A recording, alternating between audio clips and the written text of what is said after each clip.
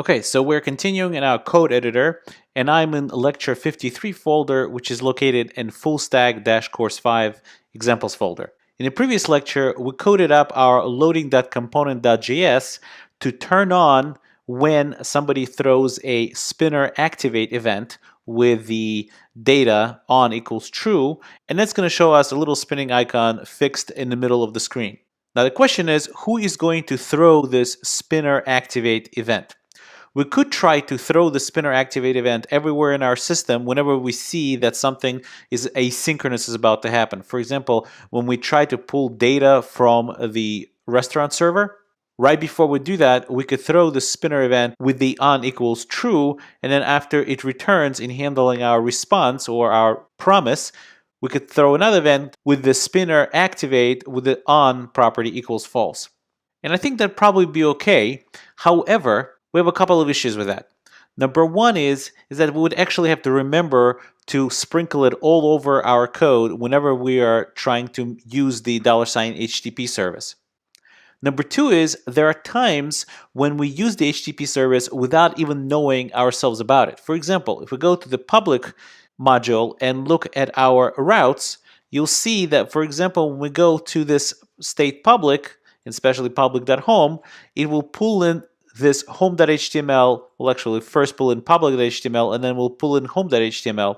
The requests for these snippets of HTML are actually asynchronous calls that are made by Angular using the $HTTP service. So we don't even have, in this case, kind of a normal ability to tell it, go ahead and turn on the spinner and turn off the spinner. Well, it happens to be that the $HTTP service provides an ability for us to configure it to actually plug into the entire life cycle of sending the request and receiving the request, such that we can kind of catch the request as it goes out and catch the response as it goes back in. And those are called interceptors. And this is what we're going to have now. And inside of our common loading folder here, we're going to create this file called loading.interceptor.js. And basically, this is our interceptor. So let's go over what this does. An interceptor is a factory, meaning it's going to create this function for us and wait for the return value from this function. And this function, you can see, has a return value, and that's in itself an object. So if we place a cursor here, you can see that this whole thing is just one object literal right here. And this object literal has three properties. It has the request property, has the response property, and has the response error property. So let's go over as to how we're going to code this up. The request property is expected to be a function that takes in a config object.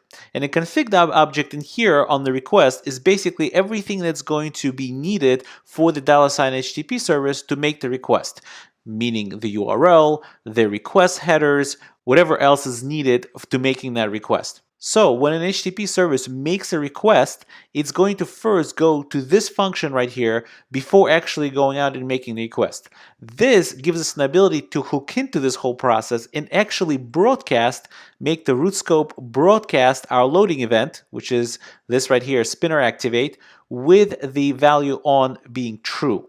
Now when the response comes back, we can again broadcast using the root scope, again with that same loading event, but in this case, the on property is going to be false, so we could turn it off. And finally, if there's a response error, and the response error gets called when a previous interceptor either threw an error, because you can have more than one interceptor attached to the HTTP service, or it resolved with a rejection. So something went wrong in the previous interceptor and it basically is receiving back an error. So we can handle that error by, first of all, since we're, when we made the request, it turned it on, it threw the event with the on equals true. Now that we got an error, we know we could turn off the loading indicator. So we could, again, broadcast that loading event name with the on property equals false. And the last thing we need to do inside the response error function is that we need to reject the promise. All of this is being done with promises, and if we don't reject this response, this call will still return to the caller, but it will look like our promise resolved successfully, which is not the case.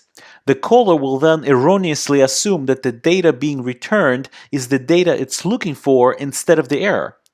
That will obviously cause all kinds of issues, so that's why we need to explicitly reject the response here. Now, one last thing that you'll notice that may look a little confusing is this loading count. And you could see that we're actually adding to the loading count and figuring out whether or not it's 1. And in the response, we're subtracting from the loading count and then seeing if it's 0. And the same thing in the response error, we're first subtracting from it and seeing if it's 0. Why are we doing that? Well, the reason we're doing it is because since these requests are asynchronous, it is totally possible, in fact happens all the time, when a few requests happen at the same time. So for example, the HTTP service can be loading a few templates at the same time and making a few requests at the same time. We wouldn't want to turn it off completely when the first request came back while the second request is still pending. Which means we need a counter and increment the counter every time there's a new request and decrement the counter every time one of the requests comes back. So as long as we still have pending requests, this loading indicator will still keep going and we will not throw another event with the on property equals false. We will wait until we decrement the counter to the point where there is nothing loading at all, so it's 0, and then we'll broadcast that you could go ahead and turn off.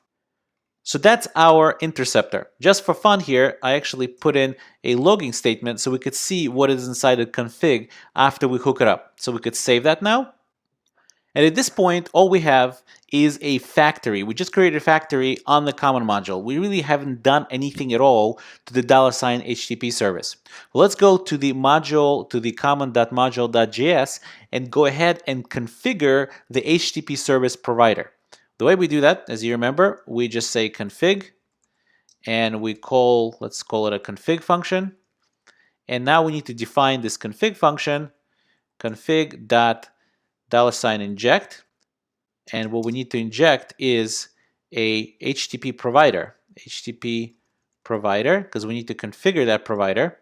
So we'll say function config HTTP provider. And now we need to add to the HTTP provider's interceptors array. The HTTP provider service has a special property called interceptors that holds an array of all these interceptors that when the HTTP service goes out to do its job, it first checks that array to see if it needs to have one of the interceptors work its magic on one of the requests or the responses before it actually goes through with the request. So let's go ahead and configure it, HTTP provider.interceptors, plural, and that's an array, so we'll push, and what we push is the name of our interceptor, and that is loading HTTP interceptor. So that's the name that we need to push on here. So now our HTTP provider is going to have an interceptor, loading HTTP interceptor, as part of its request and response system. So let's save that. Let's go to index.html to make sure I actually included at the very bottom the loading interceptor.js, and let's save that now. And remember, the interceptor had this inside the request property or function that is the request property. We had this console log, and we're basically outputting this config object that the interceptor is being called with. So let's go back to our browser. I already started browser sync inside the lecture 53 folder. And so here we are in our browser. So if we reload right now, we should, at least momentarily, see the spinning icon here. Let's do Control-R or Command-R on Mac. And I don't know if you caught that, but we saw the little loader there in the middle. Now let's go ahead and open the console. And let's go ahead and do another reload so we can just see that. And you can see inside the interceptor config, and there's 2 of them. And let's take a look at it. Let's open that object, that config object, and you can see there's headers. We can see a bunch of headers here. In this case, it's just accept HTML, text HTML. And you could see that it's showing us the URL property on that config object, and the URL is source public.html. Well, guess what? That's from the template URL inside the public routes.js. And the second object here, let's open it up.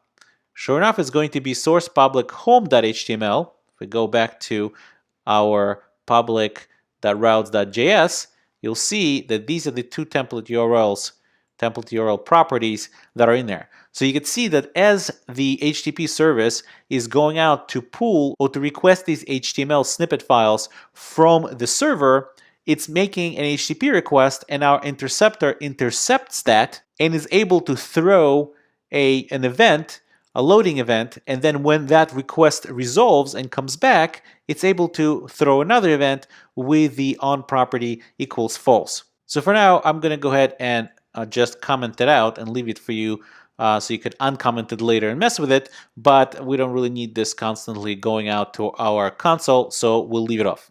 Okay, so now we have an interceptor. An interceptor intercepts our requests and responses and is able to throw these events that turn on and off our loading indicator that is happily sitting inside of our index.html. And the loading indicator is that component we previously coded that is listening for these events that we're throwing and turning itself on and on, or turning on the image tag on and off inside of our page.